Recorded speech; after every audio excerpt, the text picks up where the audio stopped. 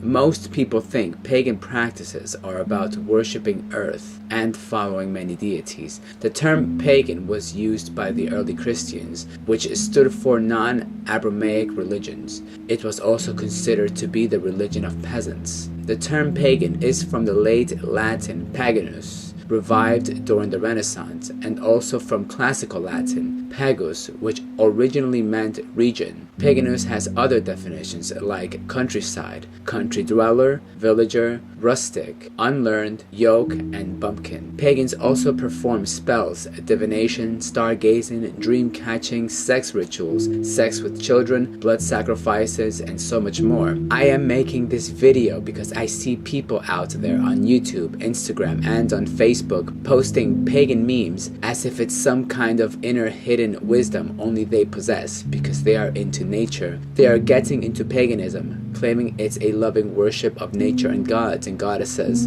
and proclaiming freedom, which it's completely not true nor factual. These people do not know what they're getting into. An example would be casting spells. If they are performing these acts, why claim freedom? When magic spells are executed, they are to enslave a person, an object, or to manipulate a natural course for a personal effect. Where is the freedom in that? Also with stargazing, where is the freedom in believing that stars determine people's personalities and events? There couldn't be possibly any freedom in that. People can cut it any way they want to. Ultimately, they have to concede to being ruled by objects. In this video, I am justly advising people what they're getting into. I am Aeon of End of Numbers, and this is End of Story. And in this video, here are 5 pagan practices you should know about. Number 5. Child and human sacrifices in paganism.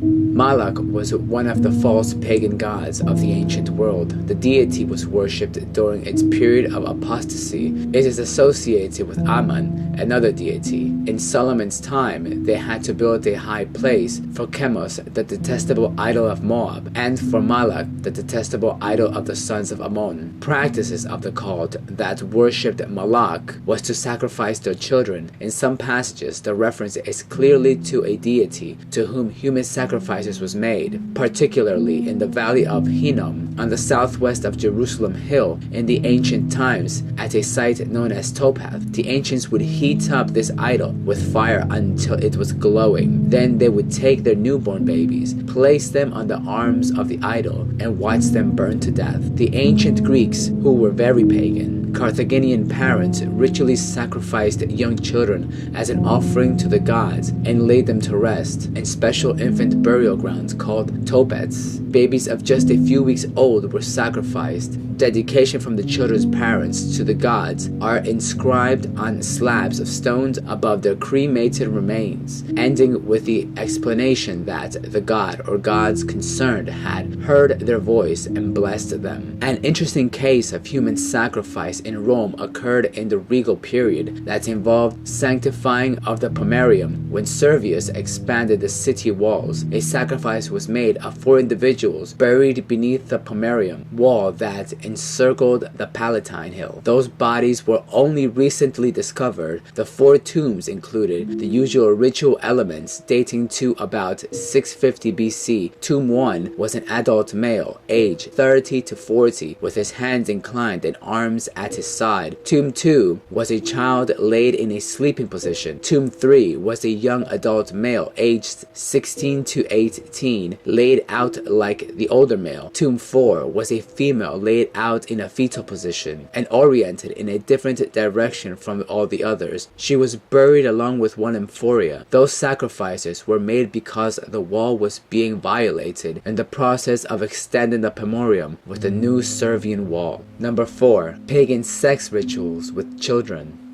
Peter Petresky and Jack Kemp belonged to a pedo ring which preyed on girls for their pagan rituals. From the 1970s until 2006, the gang plied terrified victims with drinks before making them strip off their clothing and start dancing. The girls aged from 3 to 15. They were often tied up and blindfolded before being abused at weird robe ceremonies. Both leaders were part of a witches covered based in Falmouth, Cornwall with Petrusky calling himself Lord or Chief during a 3-week trial. It was alleged victims also were abused by murdered local councillor Peter Solheim, whose axe-mutilated body was found in the sea in 2004. Police searching the home found witchcraft paraphernalia, including a sword, dagger, masks, and robes. The victims then came forward. They had been bribed or threatened to keep quiet, so the crimes went undetected for decades. Judge Graham Cuttle told Truro Crown Court the abuse had blighted the girls' lives and that some would never really recover. In April 2004, in Bluefield, West Virginia, James Irvin, a practicing Wiccan, was arrested. According to police, the complaints of 2 of the victims who lived with their mother and stepfather in Irvin's home, the report states sex acts were performed under the guise of pagan and Wiccan rituals, of which Irvin was a follower. One victim testified that Irvin forced her to perform a sexual act described as magic to make her mother well. And another third victim, a friend of the family, has also come forward to report that she was sexually abused by Irvin on 4 occasions at his home. She told police Irvin told her the magic acts would make her recently deceased father. Number 3. Abortion, sacrifices, and infanticide.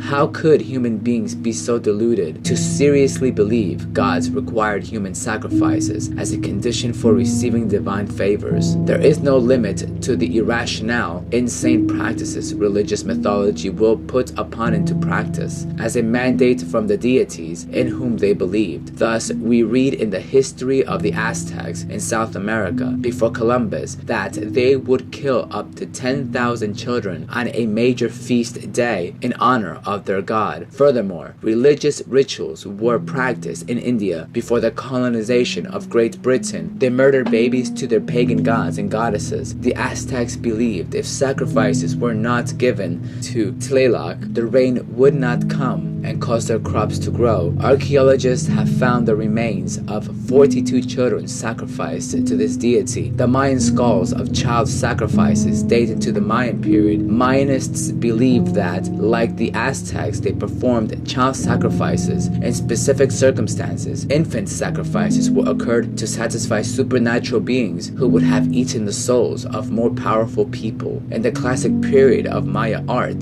that depicted the extraction of children's hearts during the ascension to the throne of the new kings, or at the beginning of the Mayan calendar, have been studied. In the sacred abortion rituals of modern witches and Wiccans reads as follows: perhaps by including abortion in the circle of our spirituality, by embracing it as a rite of passage, as important and intrinsically meaningful as other more social acceptable rites, we can stop the deadening cycle of our self-punishment and guilt. Many of us who read this magazine seem ready to embrace the sexual aspects of the goddess to her destructive side. It may be time to fully embrace Kali, the fierce one who destroys when necessary, so that something else may live. We often need to be fierce about our right to protect the autonomy of our lives and our bodies. All of us who have chosen abortion are members of the sisterhood of Kali, even those of us who also mother children. She is the missing face of the goddess. When we reclaim her beauty, we become more woolly ourselves.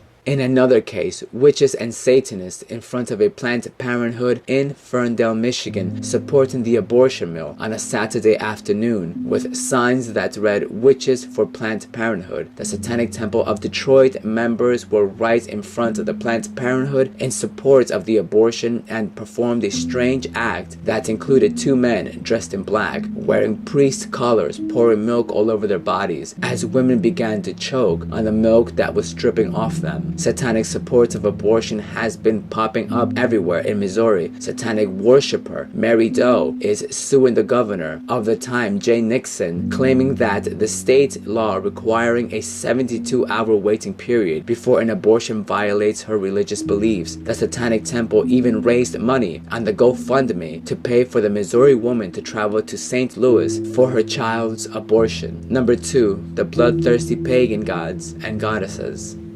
Teotatus, Esus, and Tyrannus. These three gods were the most important deities of Celts. They formed a triad of gods, a holy entity that was common amongst various pagan religions. Some of such trios required human sacrifices, and as in the case here, Teotatus enjoyed victims dedicated to him were drowned by plunging them headfirst. Esus, with the wild altars, it is speculated that he was a god of marshlands and wallows. Those that were sacrificed to Esus were ritually stabbed, hung from trees, and left bleeding to death. Kali is a vicious goddess of destruction from India, and she's also a persistent one. Kali still receives some sacrifices from time to time. The fact that human sacrifices is banned in India does not deter Kali's fans from trying to appease their goddess, especially in remote, rural provinces. The means of killing the victims vary. They are beheaded, hacked to death, strangled, or dismembered. All their pagan rituals of murder. It's clear paganism isn't what people think it is, especially people who want to be tuned with nature. Number 1. How paganism tried to ruin the Judeo religion.